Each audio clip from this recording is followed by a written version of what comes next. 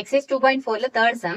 If Z1 is equal to 2 minus I and Z2 is equal to minus 4 plus 3I, find the inverse of Z1, Z2 and Z1 by Z2 கொடுத்துருக்காங்க. ஓகேவா, நம்மளுக்கு Z1, Z2 ரெண்டுத்தோட value கொடுத்துருக்காங்க. அதுல என்ன கேக்குறாங்க, inverse of Z1, Z2. அப்படின்னா என்ன அர்த்தம், Z1, Z2 கண்டுபிடிச்சிட்டு அதுக்கு மறுபடியும் என்ன செய்யணும், இன்வர்ஸ் கண்டுபிடிக்கணும். ஃபர்ஸ்ட் நம்ம என்ன செஞ்சுக்கலாம், Z1, Z2 கண்டுபிடிச்சிடலாம். Z1 என்னது 2 minus I, Z2ங்கிறது என்னது minus 4 plus 3I.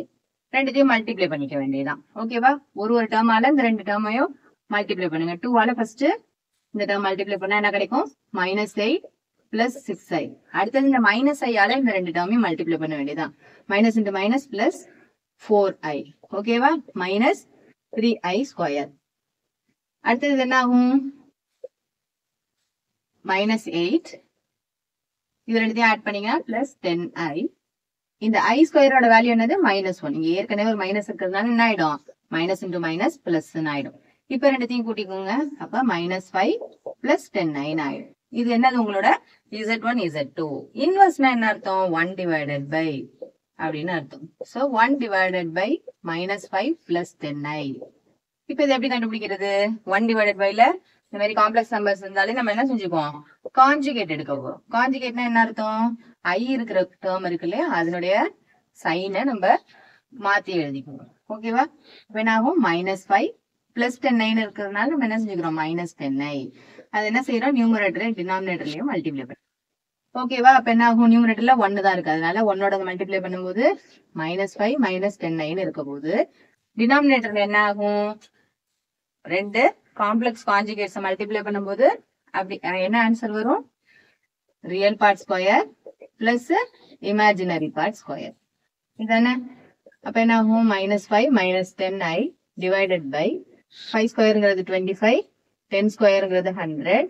So 125. -5 -10I divided by 125 தான். இப்ப மேல -5ங்கிறது காமனா இருக்கா, அதை எடுத்துட்டீங்கன்னா என்ன ஆயிடும், 1 plus 2I கிடைக்கும், divided by 125. இப்ப 5ஆல அடிச்சு போட்டுக்கலாமா, 1 5s are 5, 25 5s are 125.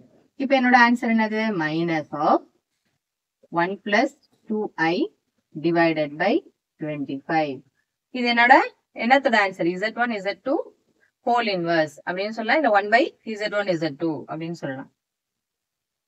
implies Z1 Z2 inverse is equal to minus of 1 plus 2I divided by 25.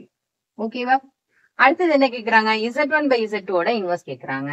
Z1 by Z2 அதுக்கு இன்வர்ஸ் எடுத்தீங்கன்னா என்ன ஆகும், 1 divided by Z1 by Z2. அப்ப என்ன ஆகும், தலைகீழா மாறிடும், Z2 divided by Z1 மாறிடும். நம்ம வேஸ்டா Z1 by Z2 டிவைட் பண்ணி அதுக்கு கான்ஜுகேட் எடுத்து அப்படிலாம் போகாம நம்ம டைரக்டாவே என்ன செஞ்சிடலாம், Z2 by Z1 கண்டுபிடிச்சு அதை நம்ம கான்ஜுகேட்டால மல்டிப்ளை பண்ணாலே போதும். ஓகேவா, Z2 by Z1 என்னது, Z2ங்கிறது -4 plus 3I, Z1ங்கிறது என்னது 2 minus I.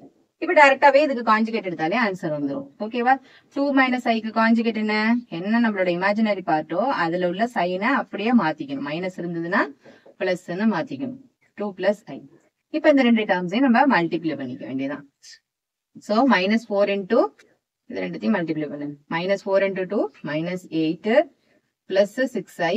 அடுத்தது இந்த ஐயால எல்லாத்தையும் மல்டிப்ளை பண்ணீங்கன்னா -4I plus 3I square divided by complex conjugates multiply பண்ணா என்ன கிடைக்கும், real part square plus imaginary part square.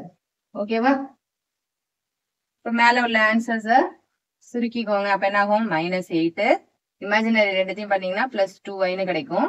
இங்க I ஸ்கொயர் இருக்கிறதுனால என்ன, அது -1ன்னு வரும் ஆன்சர். I ஸ்கொயரோட வேல்யூ -1.